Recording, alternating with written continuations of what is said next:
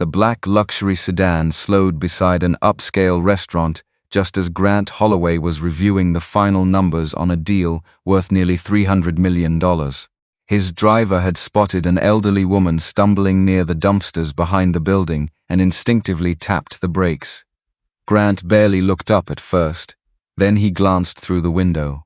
The woman was digging through garbage bags, not looking for bottles, not looking for cans, looking for food. She pulled a half-eaten sandwich from a torn paper bag and carefully wrapped it inside a napkin as if it was something precious.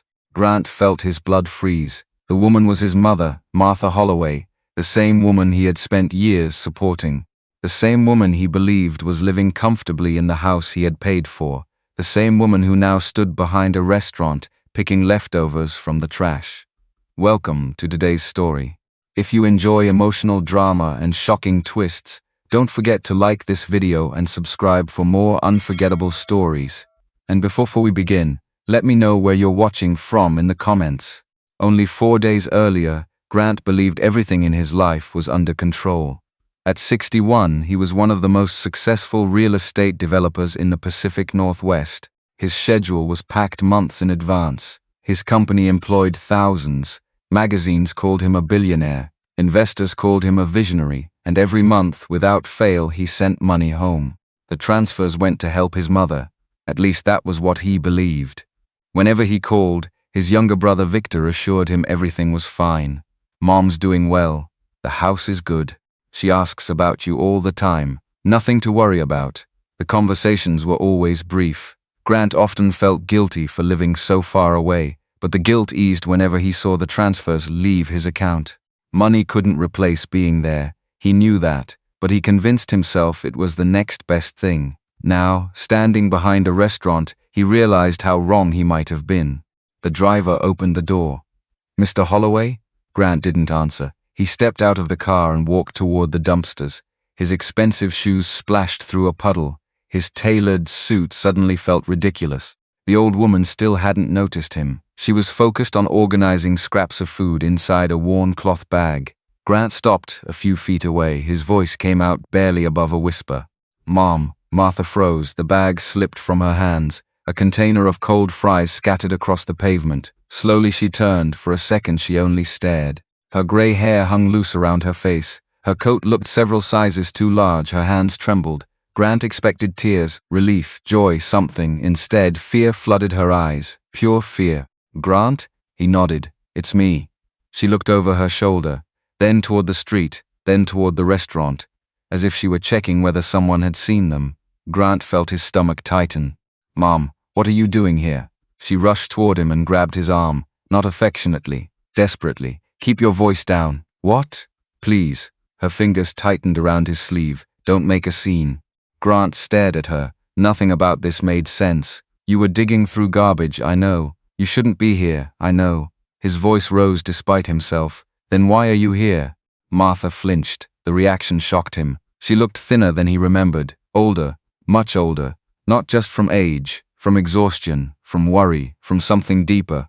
Grant glanced at the cloth bag lying on the ground. Inside were scraps, bread crusts, pieces of chicken, food nobody else wanted. His chest tight.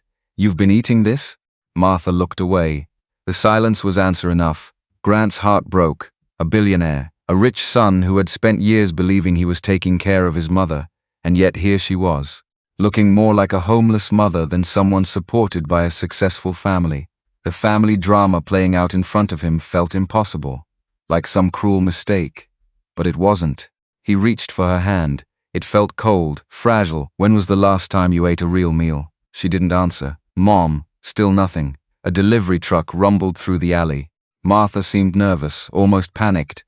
Grant noticed she kept scanning the area, watching "Ya passant car." Every stranger, every doorway. "You're scared," he said quietly. Her eyes immediately filled with tears.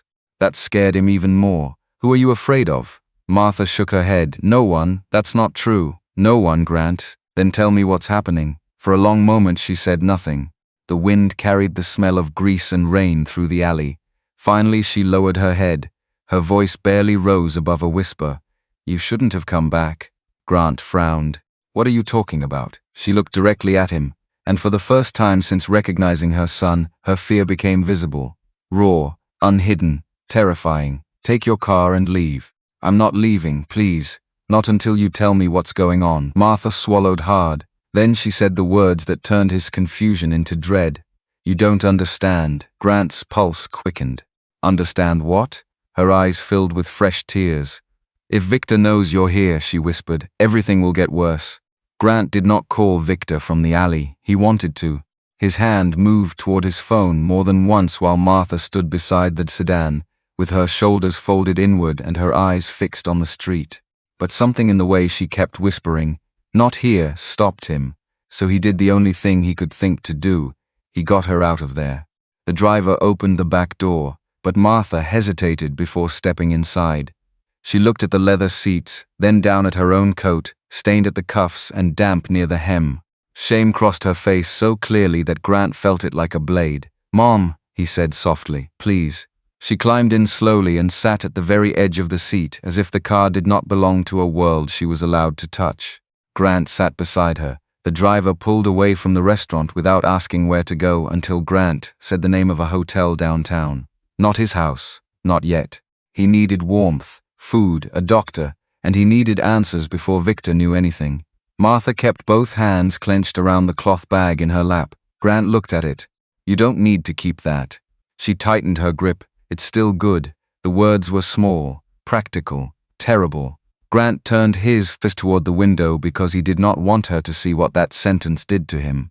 He had negotiated with banks, investors, zoning boards, angry politicians, and men who made threats with smiles on their faces. But he did not know how to sit beside his own mother while she defended leftovers from a dumpster. At the hotel, the front desk clerk recognized Grant immediately. Her smile froze when she saw Martha beside him, but she recovered quickly. Grant booked a suite on the top floor and asked for a doctor to be sent up privately. Martha said nothing until the elevator doors closed. "You shouldn't spend money like this." Grant almost laughed, but there was no humor in it. "I have spent more money on flowers for conference tables. That doesn't make it right." He looked at her then, really looked. Even now she was worried about being a burden. The suite was warm and quiet, too quiet. Martha stood near the entrance as if waiting for permission to sit down. Grant guided her gently toward the sofa. She lowered herself with care, one hand pressed to her knee, the other still holding the cloth bag. Room service came with soup, grilled chicken, mashed potatoes, tea, and warm bread. Martha looked at the tray like someone had put a test in front of her. "Eat," Grant said. "I'm not that hungry, Mom." She picked up the spoon. Her hand shook. At first she took only a few careful bites, then a few more. Then she stopped, wrapped one roll in a napkin and tucked it beside her plate. Grant saw it. He said nothing. Some habits were not born in one day. They were built by fear. The doctor arrived an hour later. She was a calm woman in her 50s, professional without being cold. She checked Martha's blood pressure, her pulse, her feet, her weight, the healing cuts on her hands. Grant stood near the window, listening to every word with a tightening throat. Martha was not dying, but she was not well. Underweight, dehydrated, anemic, blood pressure too high, possible unmanaged diabetes, signs of long-term stress, signs of irregular meals, signs of someone who had been surviving, not living. The doctor recommended blood work, proper medication, and a follow-up at a clinic the next morning. After she left, Grant stood in the center of the suite, unable to move. "How long?" he asked. Martha looked down at her tea. "How long have you been living like this?" "I'm not living on the street." "That is not what I asked." She pressed her lips together. Grant waited. Finally she said, "I manage." That was the answer people gave when the truth would hurt too much. The next morning, Grant left Martha with a private nurse at the hotel and drove to the house he had bought for her 10 years earlier. It stood on a quiet street in Tacoma, with maple trees along the curb and modest homes set back behind trimmed lawns. He remembered signing the papers. He remembered telling Victor the deed and utilities would be handled through the family account. He remembered Martha crying on the phone and saying she had never owned anything that felt truly safe. But when Grant pulled up, the porch had been repainted dark green. A different car sat in the driveway. A wind chime hung near the door. The curtains were new. Someone else lived there. Grant sat in the back seat for a long moment. Then he got out. A woman in her 60s answered the door. Her name was Elaine Porter. She was polite but guarded until Grant explained who he was, then her expression shifted. "Oh," she said quietly. "You're one of Martha's sons." "One of?" "Victor came by a few times after we bought the place." Grant felt his jaw tighten. "You bought it from Victor?" "From your mother, legally, through a power of attorney. At least that's what the title company said." Elaine looked uncomfortable. "We didn't know there was any family issue. The sale was clean." Grant looked past her into the hallway. He saw polished floors, fresh paint, a framed landscape on the wall. His mother's house had become someone else's piece. "Did you ever meet her?" he asked. "Martha?" "Once. Briefly. She was in the car outside. Victor said she wasn't feeling well." Elaine hesitated. She looked tired. Grant thanked her and stepped back from the porch. As he turned toward the car, a voice called from the next yard. "Grant Holloway?" An older man stood near a rose bush, pruning shears in one hand. He had a weathered face and cautious eyes. "I'm Paul Devlin. Used to live across from your mother." Grant walked over slowly. "You knew her?" Everyone knew Martha. Paul glanced toward the house. "Sweet woman, kept to herself near the end." "Near the end?" Paul sighed before she left. Grant felt the ground shift under him. She didn't leave, not willingly. Paul did not answer right away. He looked like a man deciding whether truth was kindness or cruelty. "Victor took care of her for years," he said finally. "I know people probably have plenty to say now, but he wasn't always what folks think. After her surgery, he was here every day. I saw him carry groceries in, take her to appointments, fix the porch rail, shovel snow when his own back was giving him trouble." Grant stared at him. Victor had never told him any of that. "He quit a job for her," Paul continued. "At least that's what Martha said. Something in Portland. Better pay. He turned it down because she was still recovering and didn't want strangers helping her bathe or cook. She was proud, your mother. Too proud sometimes." Grant looked back at the house. His anger did not leave, but it changed shape. It no longer had one clean target. "What happened?" he asked. Paul lowered the pruning shears. "I don't know all of it. Bills started stacking up. Medical stuff, I think." Victor looked worn down. Martha stopped coming outside. Then one day there was a for sale sign. "Victor said your mother agreed it was time. Said the house was too much for her. My mother was picking food out of trash yesterday." Paul's face went pale. For a moment neither man spoke. Then Paul said very softly, "Dear God." Grant pulled out his phone and called his company attorney. "I need every record tied to my mother's property," he said. "Sale documents, title transfer, power of attorney, bank disbursements. Everything, today." By late afternoon, the first file arrived in his email. Grant opened it in the back of the car. The deed transfer was there. The sale contract was there. The notary page was there. And near the bottom of the packet was the document that made his stomach turn cold. Durable power of attorney. Signed by Martha Holloway.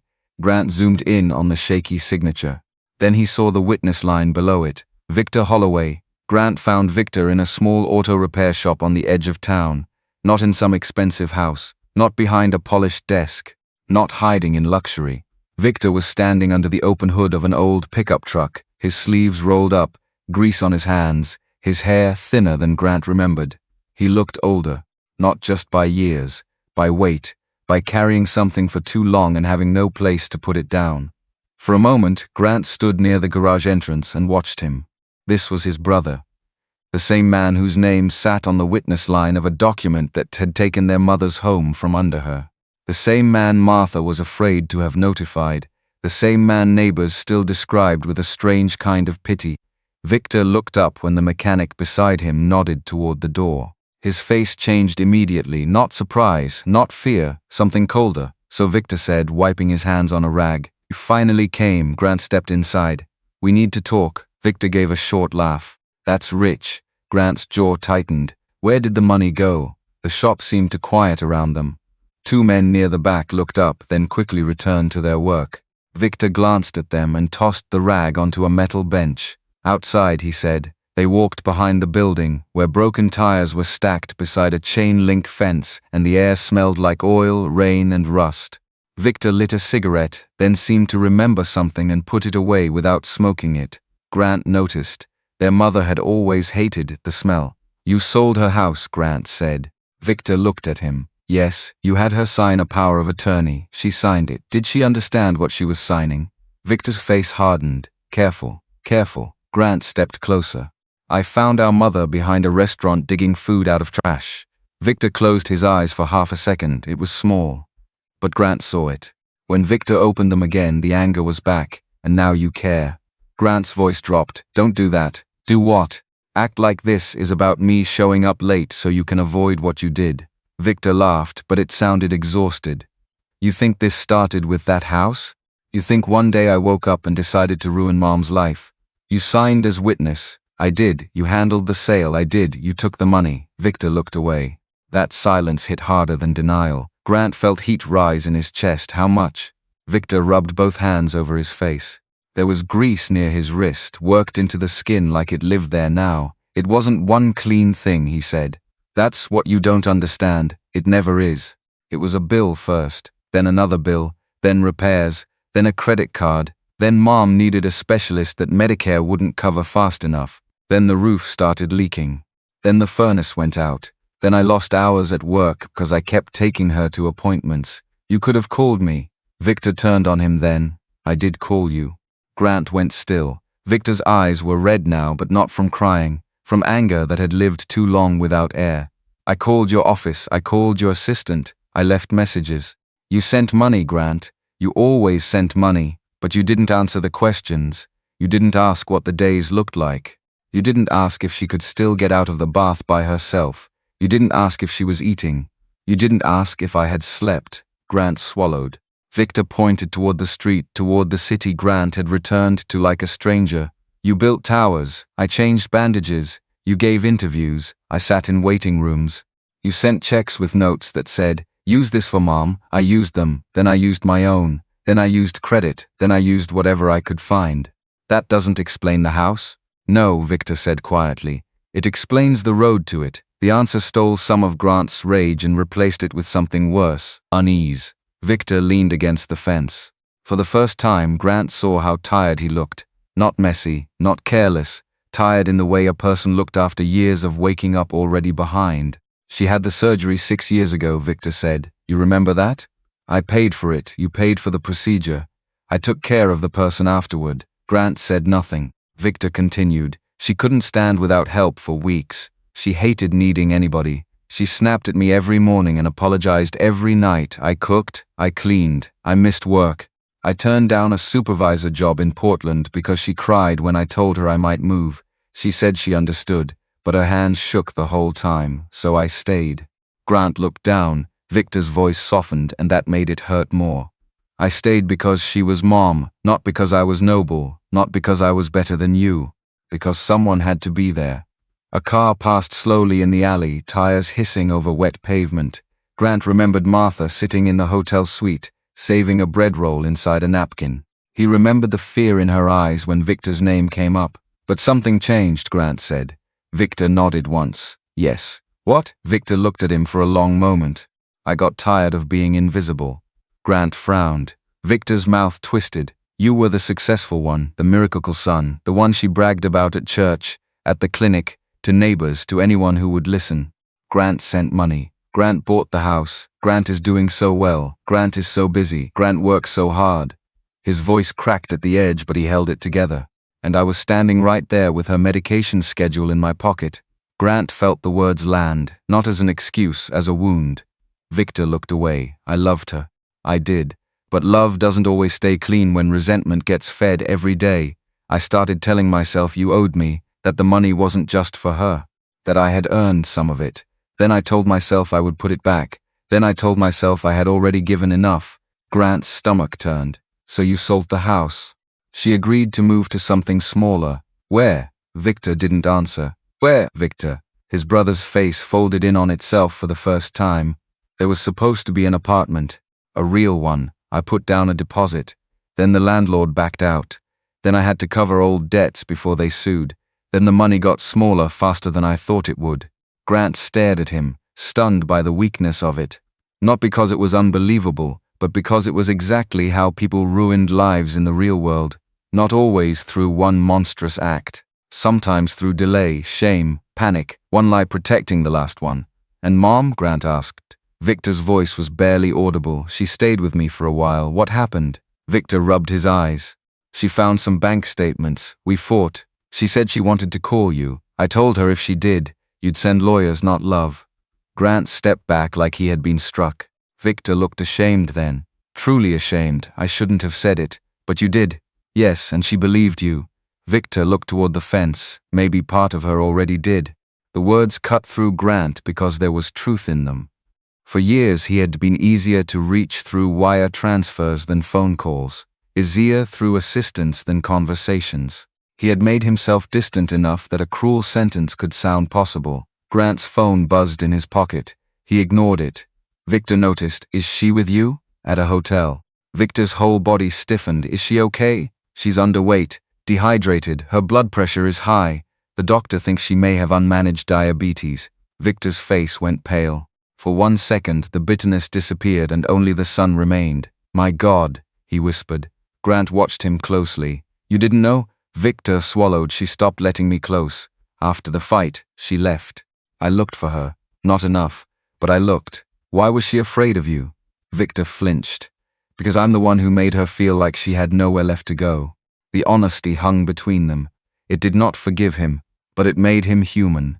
Grant turned toward the car. He could not stand there much longer without doing something he would regret. "Tomorrow," Grant said, "you're coming with me to explain everything to her." Victor's eyes lifted. "Will she see me? I don't know." Victor nodded, swallowing hard. "Okay." Grant walked away, but Victor's voice stopped him near the corner of the building. "You think selling that house was the worst thing I did?" Grant slowly turned. Victor looked older than he had a minute ago. Smaller, somehow, as if the next truth had been sitting inside him for years, poisoning him from the inside out. Grant said nothing. Victor's voice dropped. "You don't even know what she's been hiding from both of us for 30 years. Grant did not answer Victor right away. He stood beside the repair shop with the damp air pressing against his face and the sound of traffic moving somewhere beyond the alley. For a few seconds, all he could hear was his own breathing. His brother had just admitted to selling their mother's house, misusing her money and leaving her with nowhere safe to land. And now he was saying there was something worse, something Martha had been hiding for 30 years. "What are you talking about?" Grant asked. Victor looked toward the garage door, then back at him. "Ask her." "No, you don't get to throw that at me and walk away." Victor gave a tired shake of his head. "It isn't my story to tell." Grant stepped closer. "You made it my story when you used it as a weapon." Victor's face tightened. For a moment, it looked like he might say more. Then the fight drained out of him. He leaned against the fence and rubbed the bridge of his nose with 2 fingers. "There's a metal box," he said quietly. "Old gray one. She kept it everywhere she went. Closet, under the bed, laundry basket, wherever she thought no one would look. After Dad died, she wouldn't even let me touch it." Grant stared at him. "What's inside?" "I only saw pieces. Legal papers, hospital records, letters from a lawyer named Alan Mercer. Some old envelope with your name on it." "My name?" Victor nodded. "Not mine, yours." Grant felt the anger inside him shift again. Less fire now, more cold. "Where is the box?" Victor looked away. "If she still has it, it'll be with her things. She never let it go." Grant thought of the hotel suite. The worn cloth bag, the cheap coat, the way Martha had clung to scraps of food like they were all she had left. Had she been carrying a secret too? Something heavier than hunger. Something she had guarded even after losing almost everything else. He left without another word. At the hotel, the nurse met him at the suite door with concern in her face. "Your mother is resting," she said softly. "She had a spell after lunch. Dizziness. I checked her pressure again. It was high. I don't think she should be alone tonight." Grant's throat tightened. "Did she ask for me?" "She asked where you went. Then she asked if Victor knew." Grant closed his eyes for a brief second. Even sick, even exhausted, Martha was afraid of the truth getting loose before she could control it. He entered the room quietly. Martha was asleep in the bedroom, curled on her side beneath a white blanket that looked too clean, too soft for the life she had been living. On the chair beside the bed were her folded coat and a plastic grocery bag the nurse must have set aside. Near the window sat the cloth bag from the alley.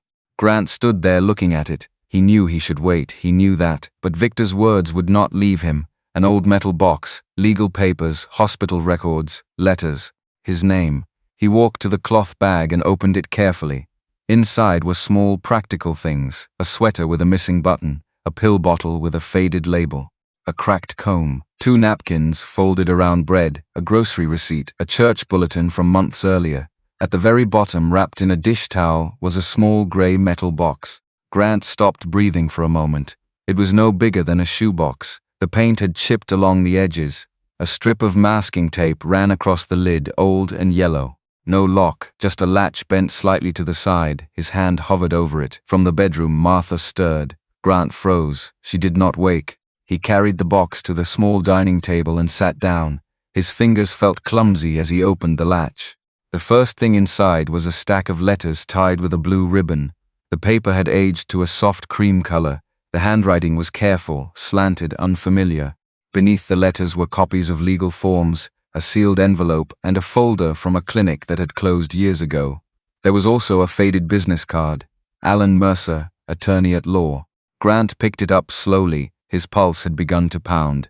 He opened the first letter. Martha, the handwriting began, I cannot advise you to keep delaying this. The longer you wait, the harder it will be for Grant to hear it from you. Secrets do not disappear because we love the people they might hurt. Grant read the sentence 3 times. His hands went cold. He reached for another document. It was a notarized statement, dated 30 years earlier, signed by Martha Holloway and witnessed by the same attorney. The language was formal, careful, but a few words jumped out like sparks from a fire. Confidential family matter, paternity disclosure, medical necessity. Grant pushed back from the table as if the papers had burned him. No. For a long moment he could not move.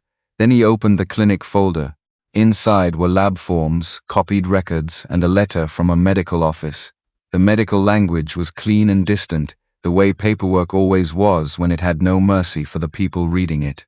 Grant scanned the page, not understanding at first, then understanding too much at once. His name was there, Martha's name was there, and the name of the man Grant had called father his entire life was there too.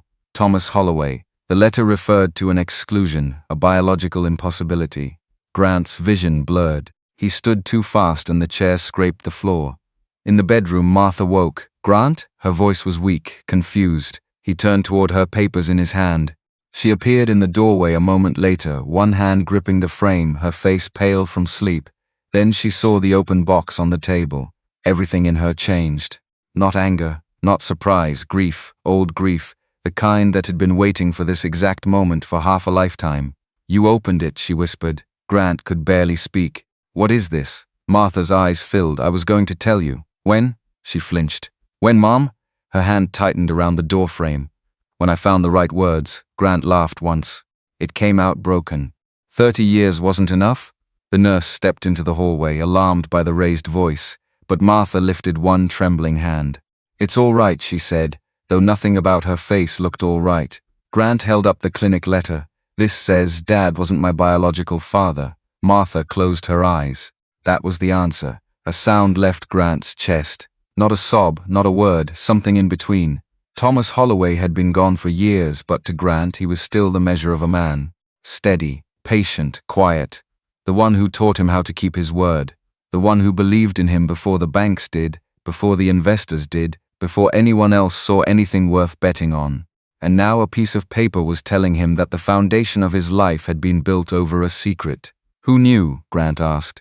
Martha opened her eyes. He saw the answer before she said it. Your father knew. Grant shook his head. Don't call him that if this is true. Pain crossed her face. He was your father. Who knew? She swallowed. Thomas Victor, Alan Mercer, and me.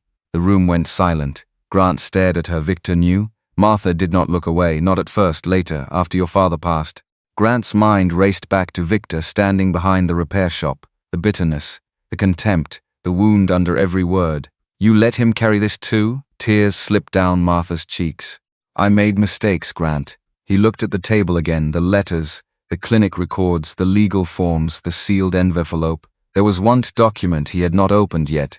A thick envelope with his full name written across the front in Thomas Holloway's handwriting. Grant picked it up with shaking hands. Martha's voice broke behind him. Please, she whispered. Not yet. Grant turned the envelope over. It had never been opened. Inside, something hard slid against the paper. A second envelope. A newer one, marked in DNA Faust. Grant did not open the DNA envelope while Martha was watching. He wanted to. Every part of him wanted to tear it open, read the truth, and force the room to stop breathing around him the way he had been forced to stop breathing. But his mother stood in the bedroom doorway with one hand pressed to the wall, pale and trembling, and for one painful second she did not look like the woman who had hidden something from him. She looked like the woman he had found behind a restaurant, cold, hungry, afraid. The anger stayed, but it had to share space with fear now. The nurse moved quickly when Martha's knees weakened. Grant dropped the envelope onto the table and reached her before she hit the floor. She did not pass out completely, but her body sagged against him, light in a way that frightened him. He helped the nurse get her back to bed, and Martha kept whispering his name like she was trying to hold on to him through the fog. "Grant," she said. "Please don't hate him." He thought she meant Victor. Then she opened her eyes and looked at the sealed envelope on the table. "No," she whispered. "I mean Thomas." That name broke something open in him. Thomas Holloway had been dead for years, but the room suddenly felt full of him. His quiet voice, his work boots by the garage door, his old jacket that always smelled faintly of cedar and motor oil. Grant had built half his life trying to become a man Thomas would not be ashamed of. Now Martha was asking him not to hate him. Grant stepped back from the bed. "What did he know?" he asked. Martha closed her eyes. "Everything." The word landed softly, but it hit like stone. The nurse checked Martha's pressure again and insisted she needed to go to the hospital for observation. Grant did not argue. Within 30 minutes, a private medical transport arrived. Martha was taken downstairs in a wheelchair, wrapped in a hotel blanket, her face turned away from the lobby lights. Grant followed with the metal box under one arm. He rode behind the transport in silence. At the hospital, Martha was admitted for dehydration, high blood pressure, and abnormal blood sugar. The attending physician spoke carefully but firmly. She needed rest, she needed monitoring, she needed regular medication, and above all, she needed stress reduced, not increased. Grant almost laughed at that. Stress had already found them. After Martha was settled, the nurse told him she would sleep for a while. Grant stood beside the bed, watching the rise and fall of her chest. He wanted to ask everything at once. He wanted to shake the truth loose from 30 years of silence, but there was a monitor beside her now. Tubes, a hospital bracelet around her wrist. The kind of room that made anger feel dangerous. So he stepped into the hallway and opened the envelope. His hands shook. The first page was a modern DNA report from a certified lab in Seattle. It had been ordered 5 years earlier, not 30, after Thomas had already passed. After Victor had found out, maybe. After Martha had chosen once again not to tell him. Grant read the conclusion. Thomas Holloway was excluded as Grant Holloway's biological father. There it was. No room for misunderstanding, no gentle wording, no emotional cushioning, a sentence that split one life into before and after. Grant leaned against the hospital wall and closed his eyes. People moved past him, a nurse carrying charts, a man in a suit speaking quietly into his phone, a woman in scrubs pushing an empty wheelchair. The world kept moving with cruel normalcy while his own history rearranged itself in his hands. He opened the second envelope. It was Thomas's handwriting. Grant knew it instantly. The letter began with his name. "Grant, if you are reading this, then your mother either ran out of time or ran out of courage. Do not punish her too quickly for that. Fear can make even good people silent." Grant's throat tightened, but he kept reading. Thomas wrote that he had learned the truth many years earlier during a medical evaluation. The issue had not started with suspicion. It had started with paperwork, blood markers, and a doctor who was too careful to ignore what the records showed. Martha had confessed after days of silence. There had been another man before their marriage became steady again. A man named Leonard Price. Grant stopped at the name. Leonard Price. He had never heard it before. He read on. Thomas wrote that anger had nearly destroyed him. He had left the house for a while. Not forever, not publicly. Just long enough to decide what kind of man he wanted to be when he returned. In the letter, he did not pretend he had been noble from the beginning. He admitted he had felt betrayed, humiliated, smaller than his own grief, but then came the line that made Grant's vision blur. "Blood told me what I was not. Love told me what I had already become." Grant lowered the paper. For a moment he could not see the hallway clearly. Thomas had known. Thomas had stayed. Thomas had carried the truth without ever using it to make Grant feel less loved. Grant returned to Martha's room just after sunset. She was awake, staring at the ceiling with tired eyes. When he entered, she turned her head toward him. She saw the letter in his hand and her face changed. "You read it," she said. "Yes." She nodded once, as if she had been waiting for a sentence. Grant sat in the chair beside her bed, not close enough to touch her, not far enough to pretend he did not care. "Leonard Price," he said. Martha looked toward the window. "He worked with me at the county records office. It was a long time ago." "Was he married?" "No." "Did he know?" Grant stared at her. "You never told him either?" "No." "Why?" Martha swallowed. "Because by the time I understood what the truth could cost, Thomas had already chosen to stay, and I was afraid if I opened that door, I would lose everything. Him. You, Victor. The life we were trying to repair." Grant's voice was quiet. "So you built our family on silence." Tears gathered in her eyes. "I built it on fear." He looked at her then. Really looked. Not as a saint, not as a victim, not as the poor old woman from the alley. As a person. A woman who had loved, failed, lied, protected, and hurt people all at the same time. It made him angrier. It also made her more real. "Victor knew," Grant said. Martha closed her eyes. "He found the first papers after Thomas died. He was helping me sort documents. I begged him not to tell you, and he kept your secret." "Yes." Grant thought of Victor's bitterness. All those years standing in the shadow of the celebrated son. All those years knowing the family had bent itself around a truth Grant never had to carry. "Did Dad treat me differently after he knew?" Grant asked. Martha opened her eyes fast. "Never." The answer came with such force that he believed it. "Never," she repeated. "If anything, he loved you harder. Maybe because he understood love was a choice by then, not just something handed to him." Grant looked down at the letter in his lap. That hurt in a different way, because Thomas was gone. There would be no conversation, no chance to ask whether he had suffered, no chance to thank him, no chance to apologize for not knowing what kind of courage had been living quietly under the roof of his life. Martha reached toward him but stopped halfway. Her hand hovered in the air, thin and bruised from the IV. "I was wrong," she whispered. "I told myself silence was mercy, but it became a debt. And somehow Victor paid part of it. You paid part of it. Thomas paid most of it." Grant did not take her hand, not yet. He stood instead and walked to the window. The hospital glass reflected him back at himself. Expensive coat, tired face.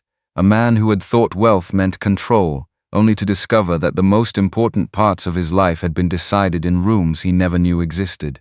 Behind him, Martha spoke again. "There is one more thing in the box." Grant turned. Her voice was weaker now, but clear. "Alan Mercer kept a contact record. Leonard Price moved east years ago. I don't know if he is still alive." Grant felt his chest tighten. Martha looked at him with tears in her eyes. "I never had the courage to find out." Grant walked back to the table beside her bed and opened the metal box again. Beneath the legal papers, under a folded copy of Thomas's letter, he found a small card with an old address in Boise, Idaho, and a phone number written in blue ink. At the bottom was a note from the attorney, Leonard Price, last confirmed address, still living as of final records check. Grant called the number on Alan Mercer's old card before sunrise. He did not expect anyone to answer. The ink was faded. The card had been sitting in a metal box for years, maybe longer, carried through shame, illness, homelessness, and silence. But on the fourth ring, an older man's voice came through, rough with sleep. "Hello?" Grant stood in the hospital hallway with the phone pressed to his ear and Thomas Holloway's letter folded in his coat pocket. "Is this Leonard Price?" There was a pause. "Yes." "Who's asking?" Grant closed his eyes for a second. He had thought about this moment all night. He had imagined anger, accusation, a dramatic confrontation with a man who had somehow taken something from him. But now that the voice was real, all he felt was a strange emptiness. "My name is Grant Holloway," he said. "I think we need to talk." The silence on the other end changed. It became alert, heavy. "Holloway," Leonard repeated quietly. "Yes." Another long pause. Then Leonard said, "Is this about Martha?" Grant's hand tightened around the phone. "You remember her?" "I do. Did you know?" "Know what?" Grant looked through the glass wall into his mother's room. Martha was asleep, one hand resting above the blanket, the hospital bracelet loose around her wrist. "That I existed," Grant said. Leonard did not answer right away. Then, softly, "No." The word was simple. No defense, no performance, just no. Grant flew to Boise that afternoon. He told the hospital staff not to discharge Martha under any circumstances without calling him. He hired a private patient advocate to sit nearby. He left Victor 3 messages and received no answer. Then he boarded a plane with the old card, the DNA report, and a bitterness he could not quite organize. Boise was colder than Tacoma, quieter too. The cab took him through wide roads, modest neighborhoods, and rows of single-story homes with trimmed lawns and plain mailboxes. Nothing about the place felt like the answer to a billionaire's hidden identity. Nothing felt grand enough to explain the pain waiting back in that hospital room. Leonard Price lived in a small brick duplex at the end of a clean, ordinary street. There was no gate, no luxury car, no staff. No evidence of a secret fortune or a life built on stolen years. Just a porch chair, a potted plant turning brown at the edges, a stack of newspapers beside the door. Grant knocked once. Leonard opened slowly. He was in his late 70s, maybe early 80s. Thin, neatly dressed, with silver hair combed back and reading glasses hanging from a cord around his neck. His face was lined, but his eyes were clear. He looked at Grant for a long time, not like a man seeing a stranger, like a man seeing a question he had avoided asking for decades. "You look like her," Leonard said. Grant did not know what to do with that. "May I come in?" Leonard stepped aside. The duplex smelled like coffee, old books, and lemon cleaner. The living room was small but tidy. A recliner sat near the window. A shelf held novels, framed certificates, and a few photographs turned at angles Grant did not study too closely. There was no sign of extravagance, no sign of hidden power. Leonard gestured toward the sofa. Grant remained standing. "I'm not here for money," he said. Leonard looked almost offended by the idea. Then he gave a sad little smile. "That's good. I don't have much. I'm here because my mother kept your name in a box for 30 years. Leonard lowered himself into the recliner. The movement was careful. Age had entered his body, but not defeated him. "Martha and I worked in the same office a long time ago," he said. "County records. She was smart, quiet, kinder than most people deserved." Grant's jaw tightened. "She was married. I know. You knew." Leonard looked down at his hands. "I knew enough to know I should have kept more distance." Grant wanted that to make him furious. It did, partly. But Leonard did not sound like a man romanticizing an old mistake. He sounded like someone reading a sentence he had already served in private. "Did you love her?" Grant asked. Leonard took a breath. "At the time I thought so. Now I think we were 2 lonely people making a choice that hurt more people than we understood." That answer was too honest to hate cleanly. Grant sat down slowly. For a while neither man spoke. Then Grant took the DNA report from his folder and placed it on the coffee table. Leonard did not reach for it immediately. He looked at the paper as if it might break something that had already been cracked for years. "She never told me," Leonard said. Grant studied him. "You expect me to believe that?" "No," Leonard replied. "But it's true." Grant leaned forward. "She had a family. My father raised me. Victor carried this secret. My mother hid from it until it ruined us in ways none of us even understood." Leonard nodded, and the grief in his face deepened. "I'm sorry," he said. Grant almost stood up. "Sorry doesn't reach back 30 years. "No," Leonard said. "It doesn't." The room went quiet again. That was what made it worse. There was no villain sitting across from him with a smug smile. No man who had planned a theft of blood, name, or inheritance. Just an old man in a small home, holding a truth he had never been given and could not repair. Leonard finally picked up the report. His eyes moved across the page. His hand trembled once. Then he set it down. "So you're my son," he said, almost to himself. Grant felt the word hit his chest and bounce off. Son, it should have meant something, maybe it did. But not the way Leonard meant it. Not yet, maybe never. "Thomas Holloway was my father," Grant said. Leonard looked up. Grant expected him to argue. He did not. "Yes," Leonard said quietly. "From what you've told me, he was." That was the first thing Leonard said that made Grant's anger loosen.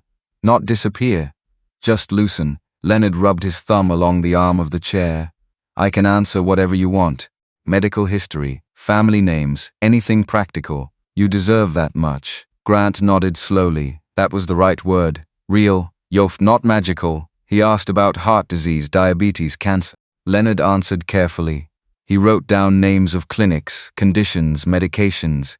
He gave Grant information that might help a doctor someday, but nothing that could mend a family by itself. When Grant stood to leave, Leonard walked him to the door. At the threshold, the old man said, Would it be wrong if I asked to see her? Grant looked back. Martha? Leonard nodded. Not to reopen anything, not to claim anything. If she is unwell and if she wants it, I would like to apologize. Grant studied him for a long moment. I'll ask her, he said. Leonard accepted that with a nod, as if he understood he had no right to more. On the flight back to Tacoma, Grant looked down at the dark land beneath the plane and thought about Thomas. He thought about a man who had learned the truth, broken privately, and still chosen to stay. He thought about Victor changing bandages and carrying resentment like a second spine. He thought about Martha in a hospital bed, no longer saint, no longer victim, just human.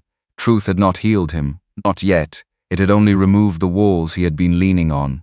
When he landed, his phone was full of missed calls. 3 from the hospital, 1 from the patient advocate, 2 from Victor. Grant's chest tightened before he even listened. The first message was from the nurse.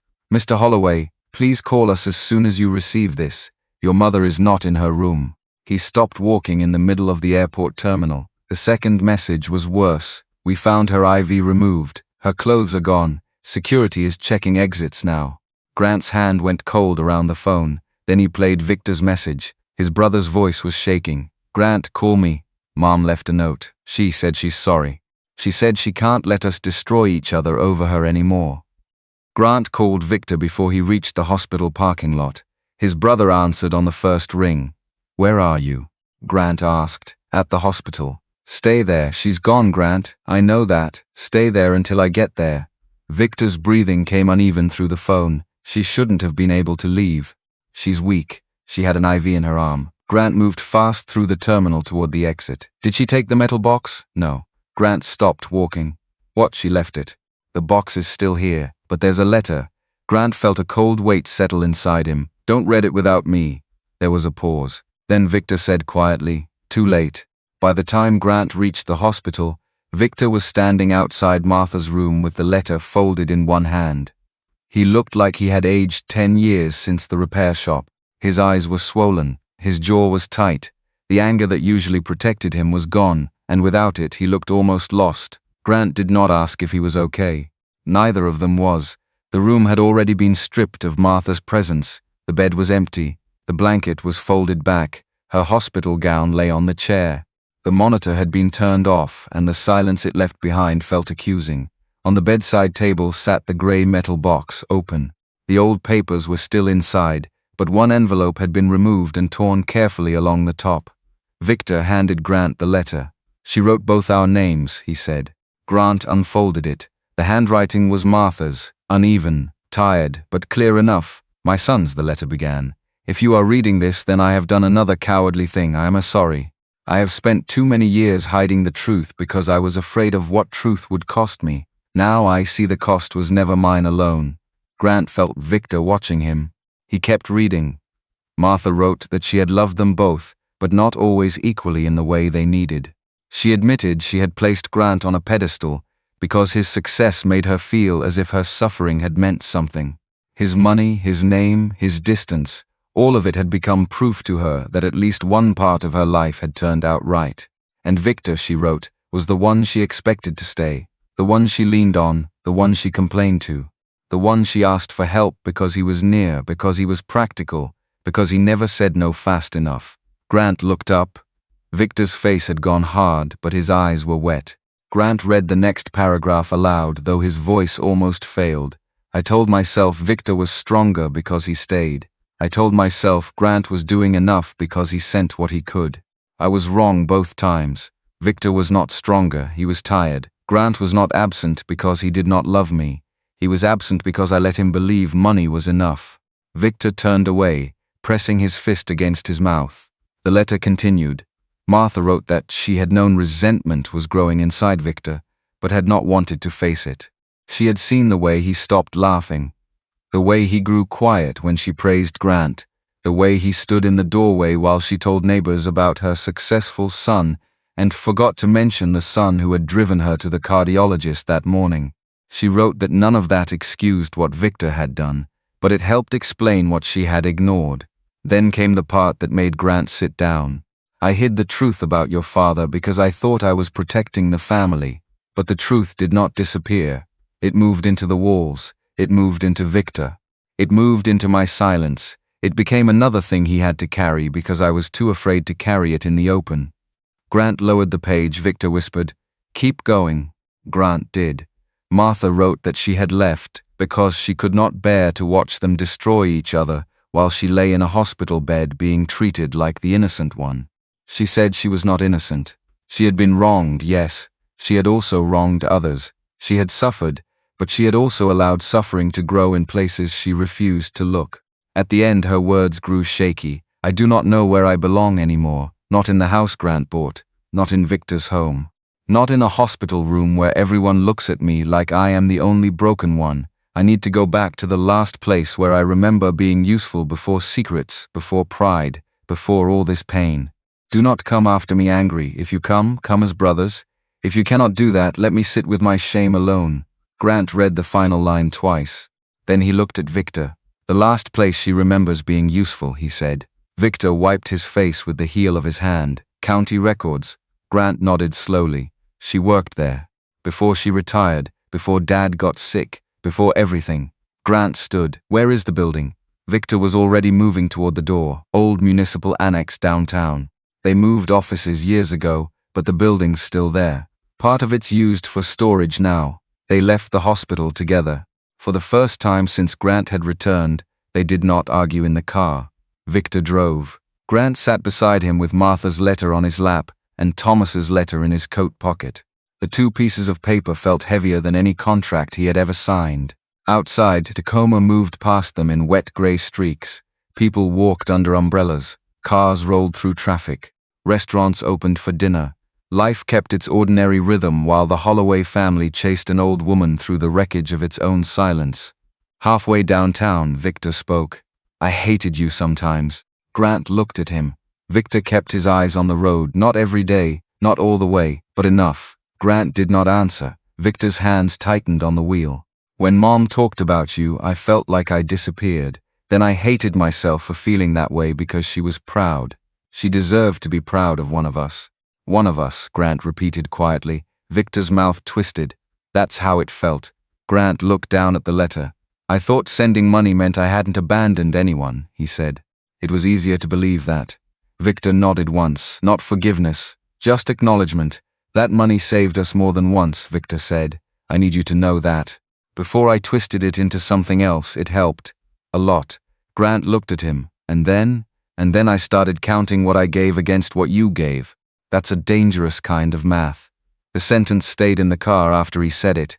The old municipal annex stood between a closed print shop and a parking garage. It was a low concrete building with narrow windows, stained steps, and a faded county seal still mounted above the entrance. A security guard in his 60s sat inside the lobby behind a desk, reading from his phone. Victor explained quickly. Their mother was elderly, unwell, and missing. She had worked there years ago. The guard's face softened at Martha's name. "Martha Holloway," he said. "She used to bring coffee to the night clerks. My sister worked here back then. Have you seen her?" Grant asked. The guard hesitated, then he glanced toward the back hallway. "A woman came in about an hour ago. Said she used to work in records. I thought she was here for the archive volunteer group, but they don't meet tonight." Grant felt his pulse jump. "Where did she go?" "Basement level. Old records room. Elevators out, though." She took the stairs. Victor cursed under his breath and started moving before the guard finished speaking. The stairwell smelled like dust and old paint. Grant followed Victor down, each step echoing against concrete walls. At the bottom, a dim hallway stretched ahead. Fluorescent lights buzzed overhead. Metal shelves lined the walls behind locked cages. Old file boxes sat stacked in rows, each marked with dates, case numbers, and county departments that had been renamed long ago. Then Grant saw her. Martha sat on a bench outside the old records room, wrapped in her coat, her head bowed. She looked impossibly small beneath the harsh basement lights. In her lap was a visitor badge. Her hands rested on top of it, folded together as if in prayer. Victor stopped first. Grant nearly walked into him. For a moment, none of them spoke. Martha lifted her head slowly. Her eyes moved from Grant to Victor. Then she gave a weak, broken smile. "You came together," she whispered. Victor took one step toward her, but she raised a trembling hand. "Not yet," she said. Grant felt his breath catch. Martha looked past them toward the locked records room door. There is something else you need to see before either of you decide whether I deserve to come home. Martha asked the security guard to unlock the old records room. He hesitated at first. It was after hours, and the basement was not open to the public without authorization. But then Martha gave him a name, a former department supervisor, a file code, a storage shelf number. The details came out slowly, but with the precision of someone who had once known that room better than her own kitchen. The guard made a phone call, then another. While they waited, Grant watched his mother sit on the bench with her coat pulled tightly around her. She looked exhausted. Too exhausted to be proving anything, too sick to be dragging old pain out of county storage. But there was something steady in her eyes now, not strength exactly, resolve. Victor stood near the wall, arms crossed, his face closed off again. But Grant could see the tremor in his hand. He kept hiding it by rubbing his thumb against his knuckles. That was what the last few days had done to them. It had turned all three into people trying to look unbroken in a hallway full of locked doors. Finally, the guard came back with a ring of keys. "I can give you 20 minutes, he said. "No files leave the room." Martha nodded. "That's enough." The old records room smelled like cardboard dust and time. Metal shelves ran from floor to ceiling. Boxes sat in neat rows labeled by department and year. Some labels were faded. Some were curling at the edges. Grant stepped inside and felt a strange heaviness settle over him. Whole lives sat in those boxes. Homes bought and sold, names changed, claims filed. Mistakes recorded in ink and left for someone else to find. Martha pointed to a shelf near the back. Box M17. Victor reached it first. He pulled the box down and set it on a wide table beneath a buzzing light. His movements were careful, almost reverent. Martha sat in a chair beside the table, catching her breath before she spoke. "There should be a folder with your father's name," she said. Grant looked at her. "Thomas?" She nodded. "Yes, your father." This time Grant did not correct her. Victor opened the box and sorted through the folders. His fingers stopped on one marked Holloway, Thomas E. He looked at Martha before opening it. She gave a small nod. Inside were old property records, benefit forms, insurance correspondence, and one notarized statement sealed in a county envelope. Victor slid it across the table toward Grant. Grant opened it. The first page was signed by Thomas Holloway. The date was nearly 30 years old. The language was legal, but simple enough to understand. Thomas had known the truth about Grant's paternity. He had declined to contest it. He had affirmed in writing that Grant was his son in every legal, personal, and familial sense that mattered to him. Grant read the line again. "My commitment to Grant Holloway is not conditional on biological relation." His throat tightened. Martha watched his face. "He filed that because Alan told him he should protect you, just in case anyone ever tried to use the truth against you." Grant sat down slowly. Victor looked over his shoulder, read the sentence, and looked away. Martha's voice was soft. "Thomas was angry with me. He had every right to be, but he never wanted you to feel uncertain about him. Not for one day." Grant stared at the paper until the words blurred. Thomas had not simply stayed. He had made the choice legal, written, protected. While Grant had spent years thinking family was something fixed and obvious, Thomas had already understood that family sometimes had to be chosen on purpose. Victor pulled another folded document from the folder. "What's this?" he asked. Martha closed her eyes. Grant looked up. "Mom." She opened them again, and this time she looked at Victor. "That one is for you." Victor froze. The document was another notarized letter, not from Thomas, from Martha. It had never been filed, only stored with the attorney's copies. Victor unfolded it slowly as if he already knew it would hurt. Martha's hands twisted in her lap. "I wrote it after your father passed. I meant to give it to you. I never did." Victor read silently at first, then his face changed. The letter trembled in his hand. Grant did not ask what it said. He waited, because some pain had to arrive in its own time. Victor swallowed hard. "You wrote that you leaned on me too much." Martha nodded. Victor kept reading, his voice low now. "You wrote that you praised Grant when you wanted to feel proud, and you called me when you needed something fixed." Grant closed his eyes. Martha whispered, "Yes." Victor looked at her then, and the anger in his face looked younger than he was. "You knew." "I knew enough," she said. "Not all of it. I did not understand how much it was eating you, or maybe I did and I was too ashamed to face it." Victor laughed once, broken and bitter. You watched me disappear. Martha flinched, but she did not defend herself. Yes. The room went still. That one word did more than any excuse could have done. It did not clean up the past. It did not erase the house or the debt or the days Martha went hungry, but it stopped the old family habit of hiding behind soft language. Victor looked down at the letter again. Why didn't you give it to me? Because if I gave it to you, I would have to change, Martha said. And I was tired. Your father was gone. My body was failing me.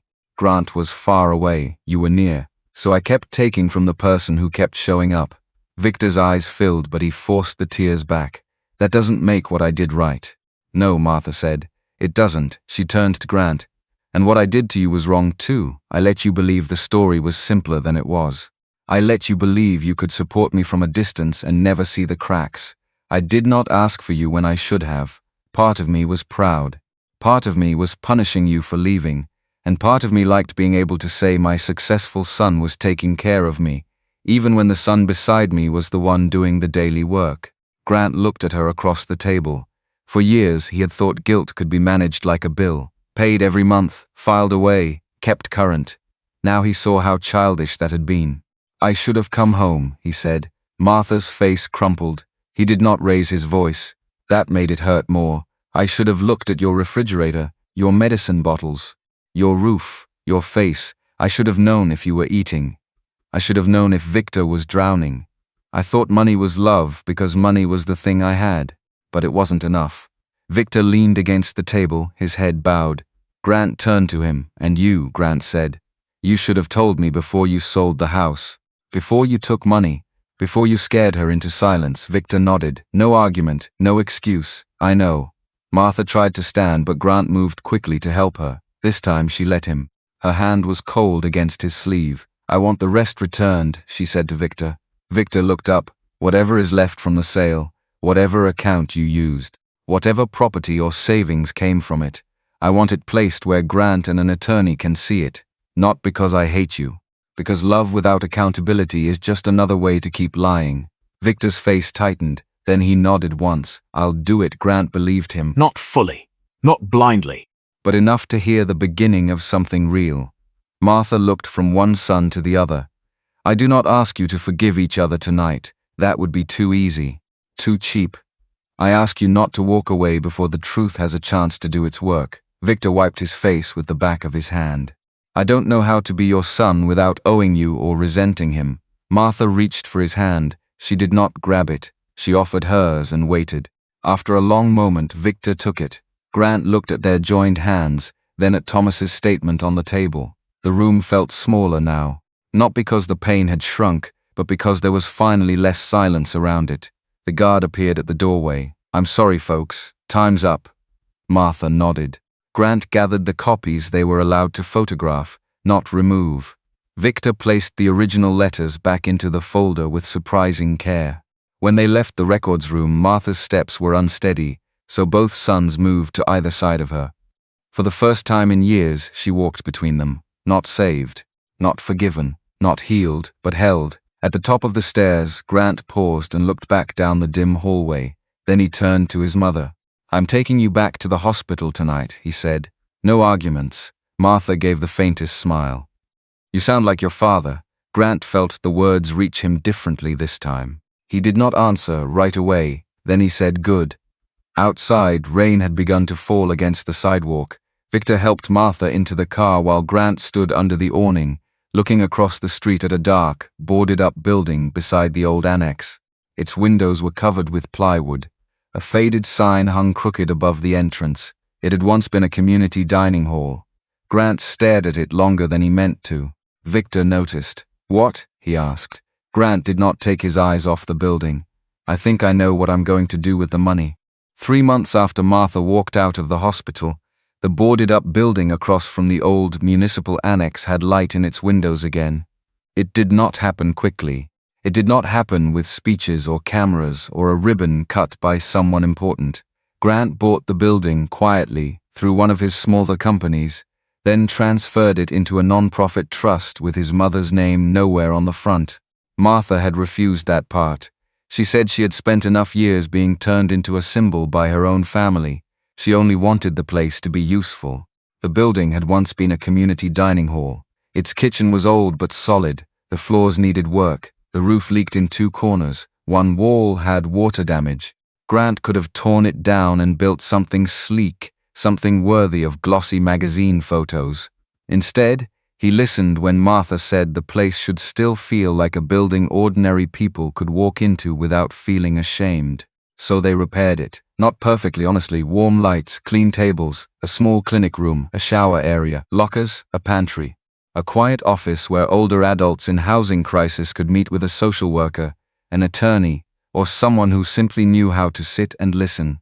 Grant hired professionals for the serious work. He did not pretend love could replace medical care, legal help, or stable housing. He had learned what pretending cost. Victor became the operations manager. At first, Grant was not sure it would work. Neither was Victor. The first week, Victor showed up before sunrise every day, checked inventory, argued with contractors, fixed a broken sink himself, then sat alone in the kitchen after everyone left. Some nights he looked like guilt was still sitting at the table, but he stayed. He sold his truck and cleared one of the accounts tied to the house sale. He gave the records to Grant's attorney without being asked twice. It did not make everything right. Martha said that openly. But it made the first honest line in a ledger that had been full of lies. Grant did not forgive him in one grand moment. That was not how real forgiveness worked. Some days he could stand beside Victor and feel like they were brothers again. Other days he saw his mother behind a dumpster, and anger rose so fast he had to leave the room. Victor understood. He never pushed, he simply kept showing up. Martha's health improved slowly. Medication helped, regular meals helped, rest helped most of all, though she resisted that like it was an insult. Twice a week she came to the center and sat in the front room near the tea station. She did not run anything. She did not give orders. She welcomed people. That was enough. The first person through the door was a woman named Denise Carter. Grant recognized her before Martha did. She had been behind the same restaurant that night, standing near the alley wall with a plastic bag tucked under one arm. She had watched Martha climb into Grant's car.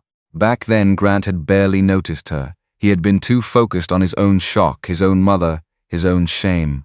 Now Denise stood at the entrance of the center wearing a thin jacket and a face that expected rejection before it arrived. Martha rose from her chair, slowly, carefully. "Denise," she said. The woman blinked. "Martha?" Grant watched the two women look at each other. No explanation was needed. They had shared a kind of hunger that did not require words. Martha walked to her and took both her hands. "Come in," she said. "There's soup today." Denise looked past her into the warm room. Clean tables, steam rising from the kitchen, people speaking softly, a volunteer wiping down a counter, Victor standing near the pantry with a clipboard in his hand, Grant near the back saying nothing. "I don't have money," Denise whispered. Martha's face tightened with pain, but her voice stayed gentle. "That's not what this place asks for," Denise cried then, not loudly, just enough for her shoulders to shake. Martha held her hands until the worst of it passed. Then she guided her inside and sat with her at a table by the window. That evening Grant stood in the kitchen doorway. His mother was eating with Denise, not in an alley, not beside a dumpster, not with her food wrapped in a napkin and hidden for later. She sat under warm light with a bowl of soup in front of her, bread on a plate, tea beside her hand. Her coat hung on the back of the chair. Her shoulders looked relaxed for the first time since he had found her. Victor came up beside him. For a while neither brother spoke. Then Victor said, "She looks peaceful." Grant nodded. "She does." Victor's voice lowered. "I'm sorry." Grant looked at him. Victor did not rush to fill the silence. He had stopped doing that. He had stopped defending himself every time guilt entered the room. "I know," Grant said. It was not absolution, not completely, but it was the first time he had said it without anger. Across the room, Martha looked up and saw both of them standing there. She smiled, small and tired and real. Not the smile of a perfect mother. Not the smile of a woman whose pain had been erased. The smile of someone who had been seen fully and still had a place at the table. Grant felt something loosen inside him. For years he had thought the best thing he could give his mother was security. A house, money, paid bills, proof that he had made something of himself. But the night he saw her behind that restaurant, The truth had been standing in front of him with cold hands and a cloth bag full of scraps. She had not needed a richer son. She had needed a present one. Later, after the last meal was served and the building grew quiet, Martha asked Grant to sit with her near the front window. Rain touched the glass in soft, uneven lines. Victor was in the back office, reviewing intake forms with a housing counselor. Denise had been placed in a temporary room through a partner shelter for adults in crisis. Martha looked around the center. "You did a good thing," she said. Grant shook his head. "We did a necessary thing." She smiled faintly. "That sounds like Thomas." This time his chest did not close around the name. He reached into his coat and took out Thomas's letter. He had carried it for weeks, folded carefully, read so many times the creases had softened. He placed it in Martha's hands. "I'm going to frame a copy," he said. "Not for the wall out there, just for me." Martha touched the paper as if it were a living thing. "He loved you," she whispered. "I know." And for the first time, Grant did know. Not because of blood, not because of a report, not because anyone had explained it perfectly. He knew because Thomas had chosen him in writing, in silence, in daily life, in all the ordinary ways that real love leaves evidence behind. Martha reached for his hand. This time Grant took it. They sat there without trying to fix every year they had lost. Some things could not be recovered. Some apologies came too late to give back what had been taken. But not every broke thing needed to become whole before it became sacred. Sometimes the healing began when people stopped pretending nothing had broken. Before Grant left that night, he looked back once more. His mother was still at the table. Victor had joined her. Denise sat across from them with both hands wrapped around a mug of tea. No one was saying much. They did not have to. The room itself was speaking. No one there had been saved by money alone. They had been seen. And that was where dignity began. If this story stayed with you, share your thoughts in the comments, and remember to look closely at the people you love while there is still time to sit beside them.